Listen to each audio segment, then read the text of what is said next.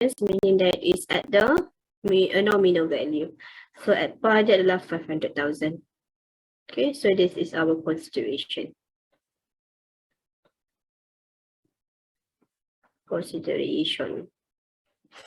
Okay, interest is payable on 31st March each year. So it's likely at the end of the year lah. Okay, so this interest ni kita bayar pada akhir tahun. So the bond is redeemable at par. Okay, so dia redeemable at par juga on 31st March 2015. Okay, bila dikata redeemable bermaksud kita this company have obligation to repay. Dia kena bayar balik lah. Tadi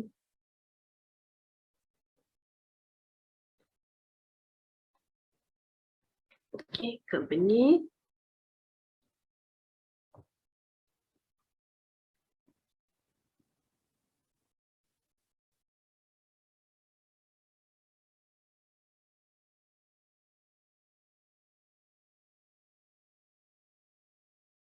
issue convertible bond to the lender. Okay, so lender dia akan bagi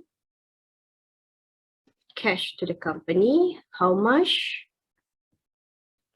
It's 5,000 euro. Okay, so bila dia dapat duit, company kena bayar balik lah. Okay. So dia kata redeemable at par. So bila at par is at the nominal value. So company kena repay 500,000. Okay, bila is on 31st March 2015. Okay, you kena take note lah bila the dates of the redemptions. Okay, which is because this is the maturity date. Maksudnya after this period, okay, supposedly kita punya bond ni dah tak ada balance lah, dah tak ada bagi. Suppose on 31st March 2015, it should be 0. Okay, but okay, this bond may be converted into ordinary share at any times before maturity. Converted into ordinary share. Okay, so bila they mention that financial instruments can be converted into ordinary share bermaksud, okay, so tadi company dia ada obligation to repay 500,000. Okay, so it said kita ada bagi conversions option ataupun convertible meaning that kita bagi option to the lender. So instead of lender dia dapat cash dapat balik dia punya cash tu 500,000, kita bagi ordinary share dekat dia. Okay, so kita issue share tu at free cost lah. Okay, tak ada cost. Sebab suppose kita bayar kan 500,000 ni, bayar balik dekat lender. Okay, so lender they can opt to get the free share. Okay, so bila dia dapat free share tu, okay, let's say kalau company tu at the dates of the maturity share price dia naik. Okay, so hari ni dia convert to share, so dia jual lah. So dia dapat lah interest. Okay, so dia dapat profit. Okay, profit or gains from that. Okay, so bila dia kata converted, maksud lender has options to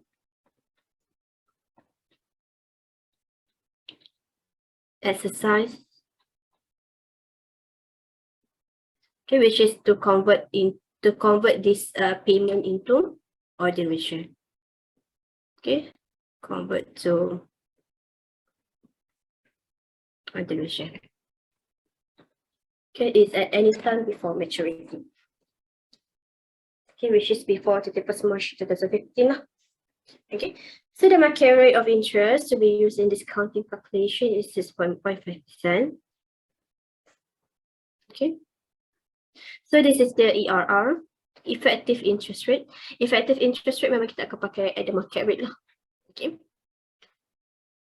so we will use this to calculate the interest charge. Okay, let's see the requirement. Dia kata calculate the fair value of the liability component and equity component of this bond. Okay, meaning that dia minta you prepare the split accounting. You need to find out the liability component as well as the equity component, the value of the liability and equity. Okay, so macam mana you nak cari the fair value of liability and equity? So kita pernah belajar lah hari tu hari Isnin.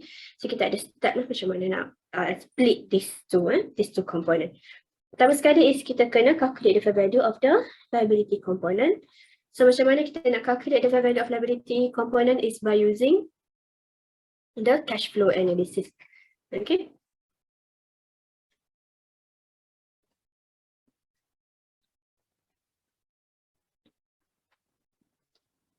Okay, so kita kena cari the cash flow in the future, which is until 2015, but we need to know the value now. Okay, so meaning that kita kena cari the present value of future cash flow. Okay, so bila kita kata present value, it's always related with the discounting factor. So awak kena discount lah kita punya cash flow yang kita ada. So future cash flow is mean cash inflow and cash outflow. So you kena netkan dia lah. You kena totalkan dia. Okay, so for this questions, okay, discounting cash flow kita adalah 6.5%. Kita akan pakai the ERR okay, ataupun market rate. So discounting cash flow is 6.5%.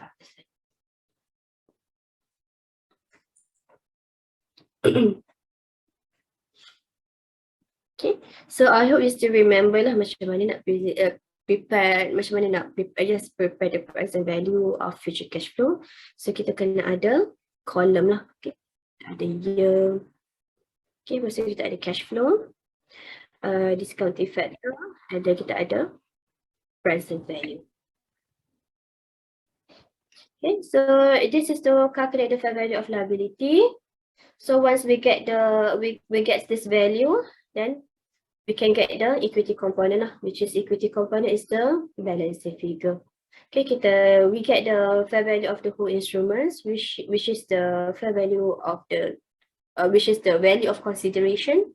Dan kita akan tolak dengan fair value of liability component, barulah kita dapat fair value of equity component.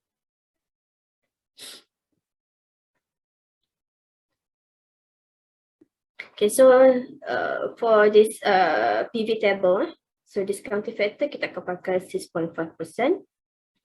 Okay, for the cash flow, kita ada cash outflow, which is cash paid. Cash paid. This is cash outflow. Salah satu cash yang kita akan keluar. Okay, so for cash outflow, we will use 4%. Cash flow is 4%. Okay. So are you ready to calculate this? Yes.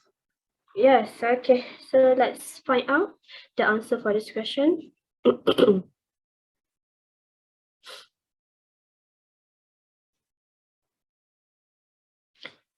This way.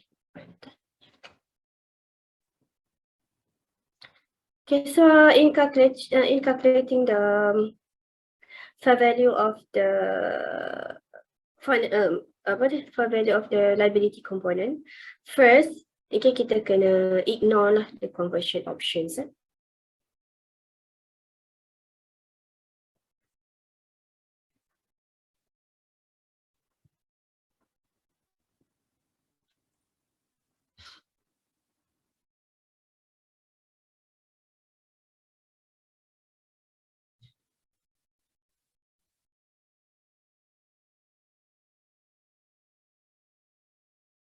So let's assume like actually this is a non-convertible financial instrument. Okay, so ignoring the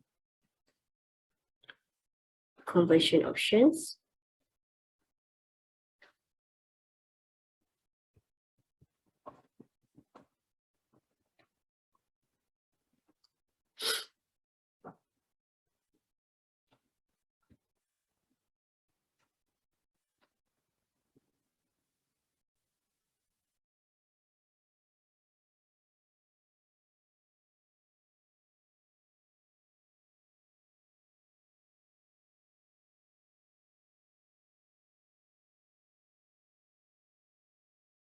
The fair value of liability component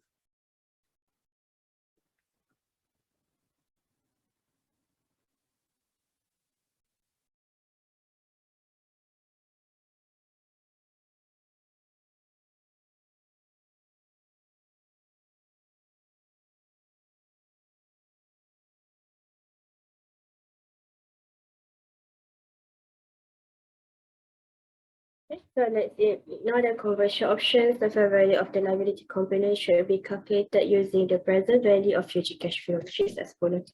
So let's prepare the table. So kita ada column year, lepas ada column cash flow. Tadi saya kata kita guna for 4%.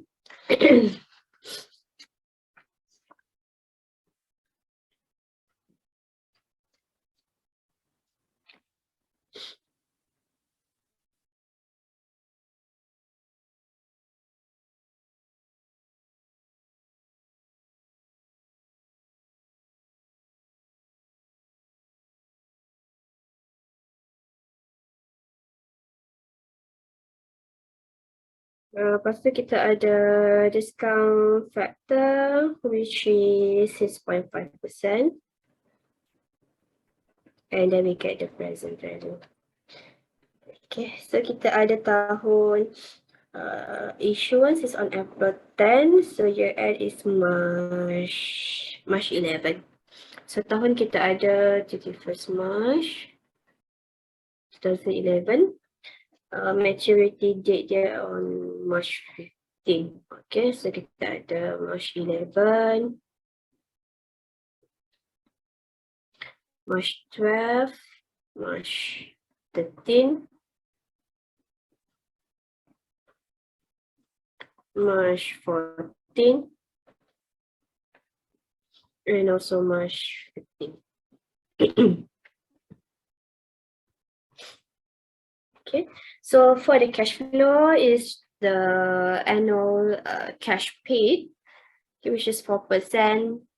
You patut darab dengan nominal value lah. So nominal value kita is 500,000.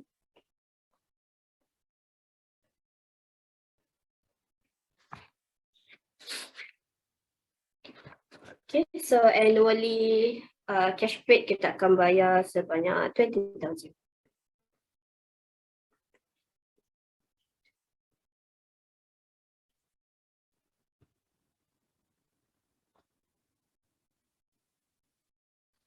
Okay, for 2015 berbeza sedikit sebab on 2015 kita akan bayar sekali dengan redemptions tu. Okay, so for 2015 kita punya cash flow it will be yang cash paid 20,000 dan kita akan bayar sekali dengan redemption at par. So meaning that kita akan bayar balik 500,000. Okay, so on March 15 actually our cash flow is 520,000.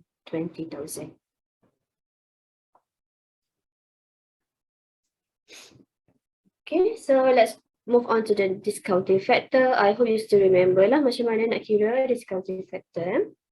So this is 0.5%, so it's 1 over 1.065.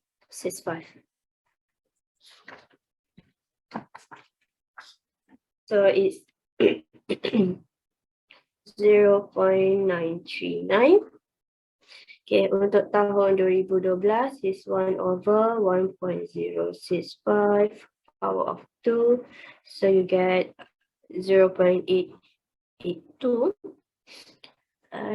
For 2013 is 1 over 1.065 power of 3. So you get 0.828. 2014 is 1 over 1.065 power of 4, so it's 0.777. And for the last year, for the final year, is 1 over 1.065 power of 5, so it's 0.730. Let's say kalau dekat dalam soalan exam dia dah bagi awak PV table, so awak pakai je PV table yang diberikan. So biasanya kalau dalam PV table dia rounding to 3 decimal places. Macam ni lah. Okay. So pakai je figure dia. Pakai je figure PV table. Kalau dia tak bagi, kalau let's say awak kira-kira dan awak dapat 0.39 bla bla bla bla bla bla kan. So dekat calculator awak tu terus awak darab dengan 20,000. So awak dapat kat sini dia punya present value. Yang tu tak apa. Okay, kalau tak diberikan, kalau diberikan guna tu.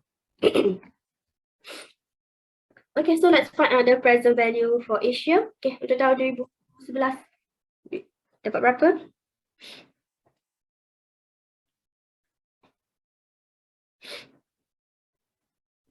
18.779.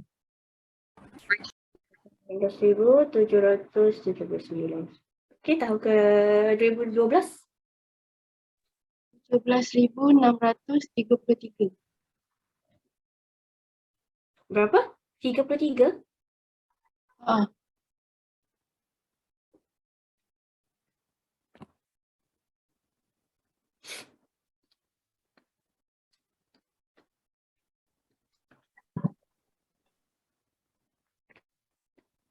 Saya dapat 640. Mungkin sebab awak terus kira tekan calculator kot. Sebab tu dapat difference sikit. Okay, so kita pakai je this one jika decimal places. Tahun 2013.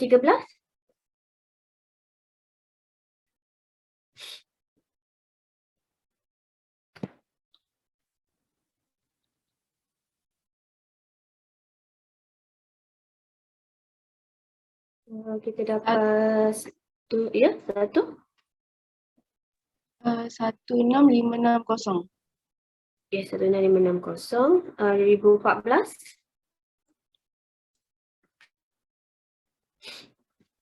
15.540. 15,540. And tahun terakhir 2015. 379.600. Okay, 379,600. Okay, so total kan awak dapat berapa present value ni?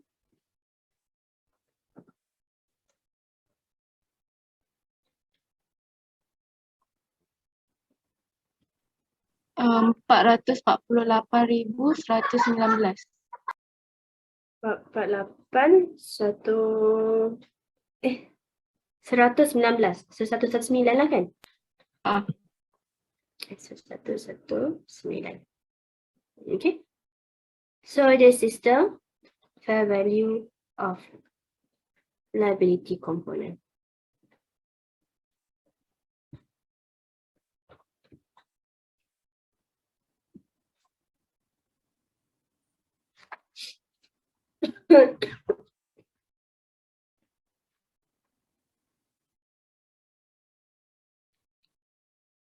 So this is the total present value. So the total present value is refer to the fair value of the liability component lah.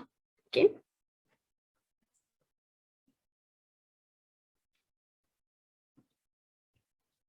Ataupun awak boleh juga tunjuk macam ni. Let's see, agak proper sikit lah.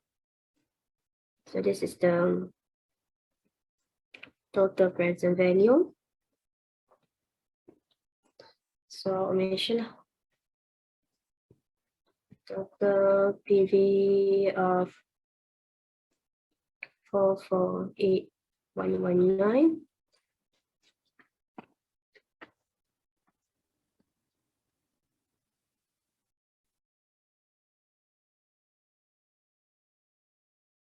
Is the fair value of liability component. Okay, so now kita dah dapat fair value of liability component. So this is for the step 1. So for the step 2, kita kena find out the fair value of the equity components. So macam mana nak dapat? So it's the kita ambil je lah. Okay, dia punya total considerations.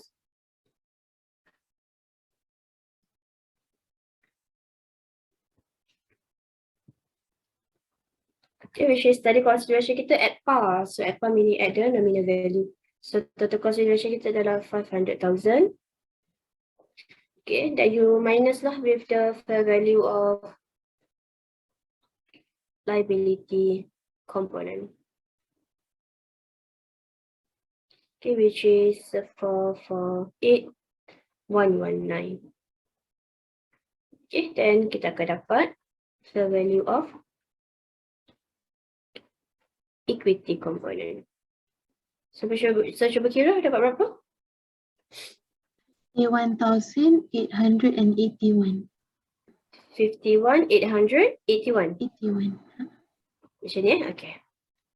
So it's 51881. Okay, so inilah equity component kita. Okay, how about the journal entry for this transactions? So on May. Oh, April. So on 1st April 2010, okay, which is on the initial recognition. So kita nak debit apa, kredit apa? Debit cash. Okay, kita akan debit cash berapa? 500,000. Okay, so 500,000. Dan kita nak kredit? Financial liability. Okay, financial liability berapa? 448,119. Okay, so kat sini kita ada 500 lagi banyak daripada the debit side more than the credit side. So kat sini kita ada baki 51,881. Okay, so on credit side. So this one kita akan nak recognize sebagai apa? 51881 ni? Equity instruments. Equity instruments. This will be the balancing figure.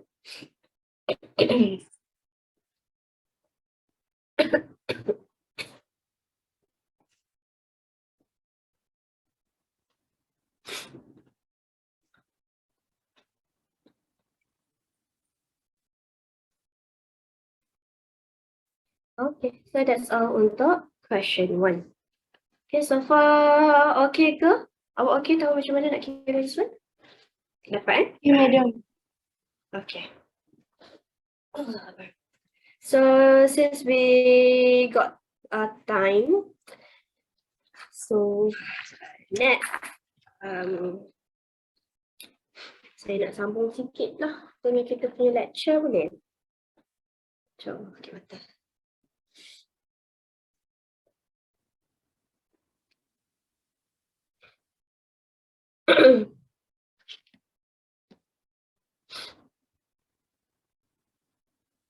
Madam, Sayang? saya nak tanya, kan kalau calculation ni kan, kalau tadi kan saya guna Excel, dia macam lain lah sikit daripada Kalau guna awak yang guna meja Excel, kira yang point. ya So, betul, kalau macam sebab decimal point. So kalau macam tu still betul ke? Kita kira betul. Sebab awak punya application of principle tu betul lah. Asal kau punya konsep betul, kita bagi markah. Tapi itulah saya kata, kalau dalam soalan dia mention yang dia dah sediakan PV table, awak pakai je PV table yang dia bagi tu. Tapi kalau dia tak ada sediakan, awak boleh je guna kira, itulah macam awak pakai Excel tu terus awak dapat dengan 20,000 tu. Tak apa. Oh, okay. Thank you, madam. Okay. Dia memang akan different lah sebab dia punya rounding error. So tak apalah, kita akan bagi markah pada dia punya application of the principle.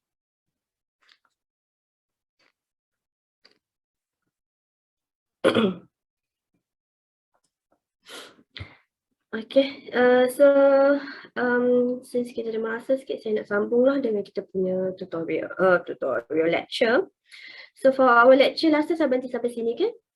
Sampai yang example 1 ni. So this one is under IAS 32. Okay, so for IAS 32, actually we have one more slide, which is on the treatment of interest and dividend payable. So let's see this slide. Okay, so that nanti next week kita punya lecture, I can start with a new accounting standard lah. Okay, so nanti next week kita masuk sini. Boleh?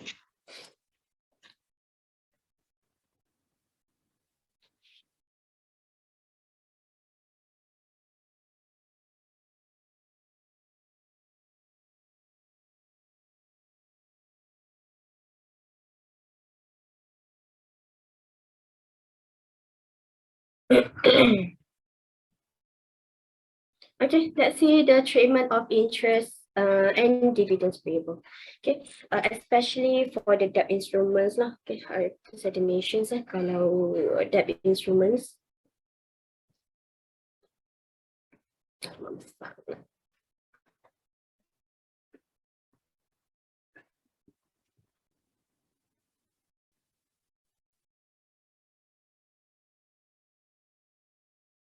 Okay, so bila kita ada debt, kita akan bayar balik principal and also interest. Okay, so yang kita bayar principal ni kita akan debit, financial liability kita akan credit, cash. Okay, so this one kita akan masuk dalam SOP lah. Okay, for this interest, okay, kita nak buat macam mana? Kita akan debit interest expense, which is dekat dalam soci. Kita akan credit cash. Oh no, sekejap, please, interest. Oh, this one kalau paid, okay lah. No, sekejap. Interest expense kita charge. So kalau charge, kita akan masuk financial liability lah. So this one kat dalam SOP. Okay, so this one tak ada masalah sangat. So let's see on the treatment of this interest, interest payable, okay, which is interest charge.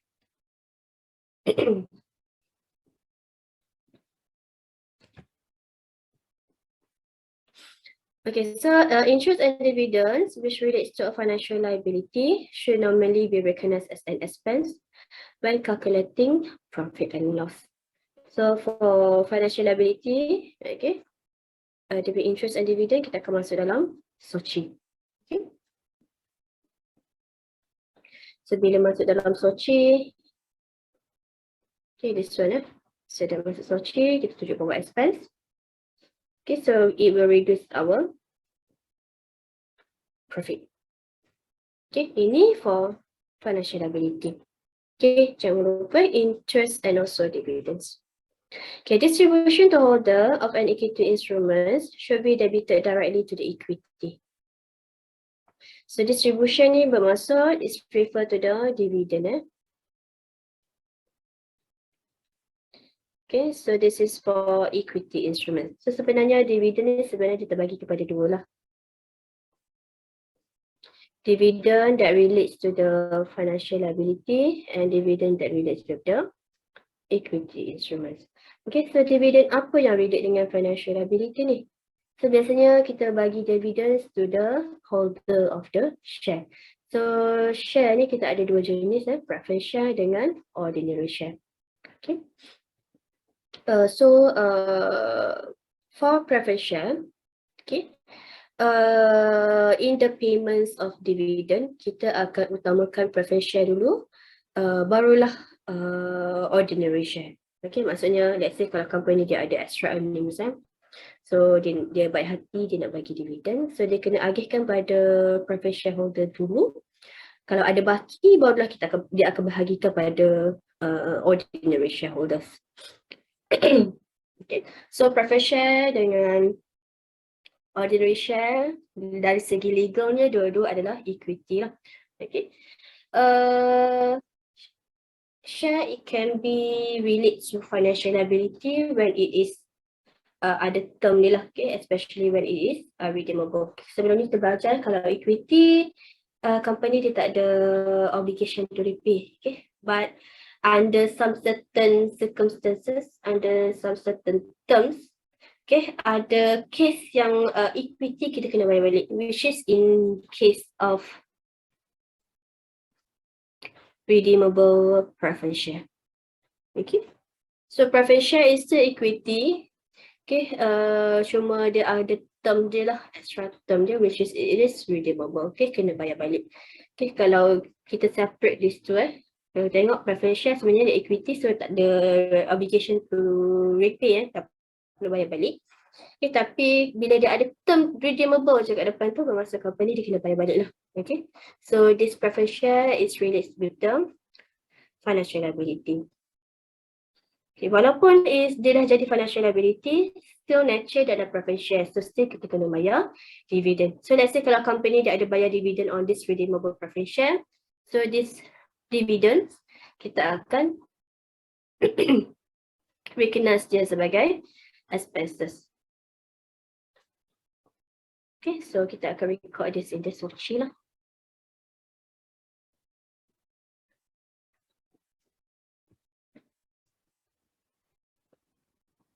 Okay, so berbeza dengan dividen that kita distribute to the equity ataupun ordinary shareholders. Kalau ordinary share jarang lah dia jadi redeemable. Sebenarnya selalunya kalau ordinary share memang dia naturally equity. Okay, equity instruments. Okay, so let's say kalau company tu dia decide nak bayar dividend for ordinary share. Okay. So this dividend kita takkan expense off. Okay, not expense off. Okay, bila kita tak expense off bermaksud dia tak masuk soci lah. So dia tak effect dia punya profit. Okay, but instead kita akan debit equity.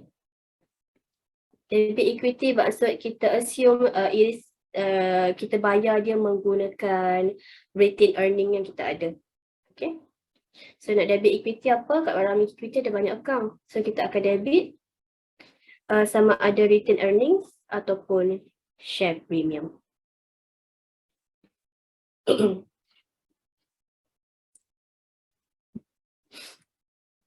Okay, kita assume this dividend we pay out of our retained earnings or share premium.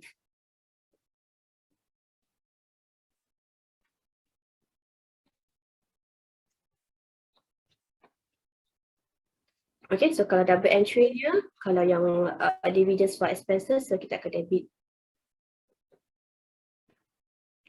dividend. Dan kita akan credit. Ikutlah, kalau kita bayar, kita credit lah cash. Okay, cash or bank. Kalau kita belum bayar, kita credit lah accruals. Okay. So for the dividends for equity instruments, okay, so kita akan debit retained earning or share premium. So creditnya kita akan credit sama ada cash or bank. This one kalau kita bayar, kalau kita tak bayar lagi, kita akan credit je accruals.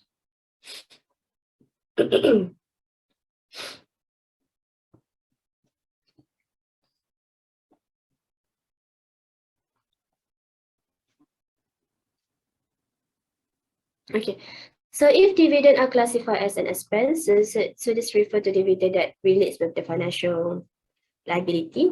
Okay, they should be presented in the statements of comprehensive income, either with interest payable or as a separate item. Okay, maksudnya kat sini, okay, for dividend yang kita bayar that relate with the financial liability, okay, kita boleh tunjuk dividend tu bersekali dengan interest payable ataupun kita boleh tunjuk asing-asing. Okay, maksudnya okay, kita ada soci kan? So kita ada expenses. So bawah expenses ni awak tunjuklah interest.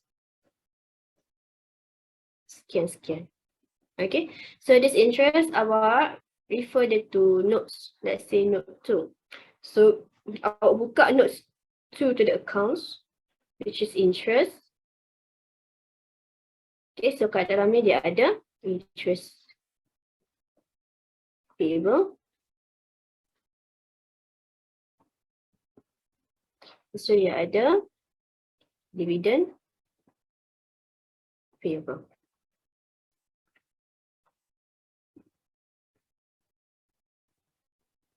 Okay, so sepatutnya figure ni dengan figure ni sama. Okay, ini kalau you tunjuk bersekali. Okay, so dividend you include in the interest. So dekat soci you tunjuk interest je lah. So nanti you buka nota baru you pecah. Ataupun you boleh tunjuk as a separate item. Okay, maksudnya okay.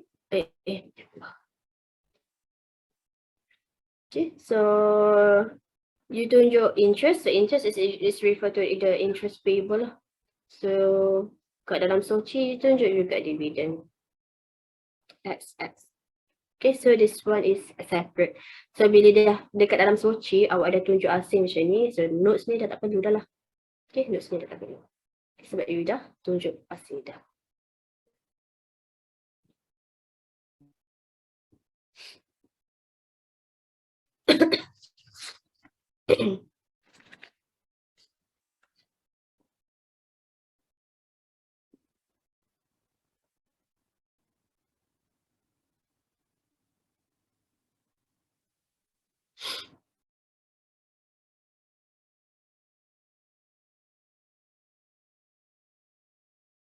Okay, so this is how we should treat the interest and also dividend payable.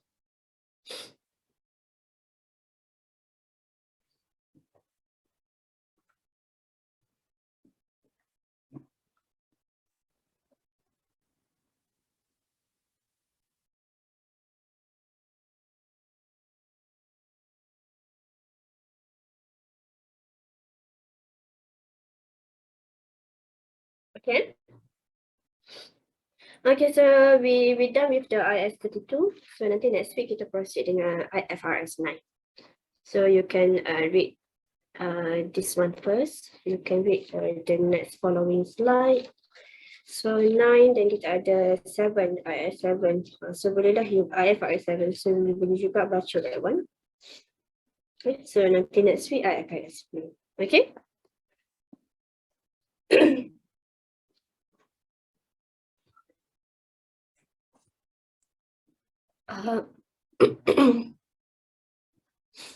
So that's all for our class today. Okay, sebelum saya tamatkan kelas, jika ada apa-apa soalan?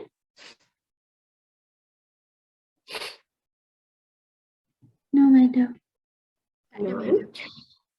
Okay, so let's end our class here. Jom tutup dengan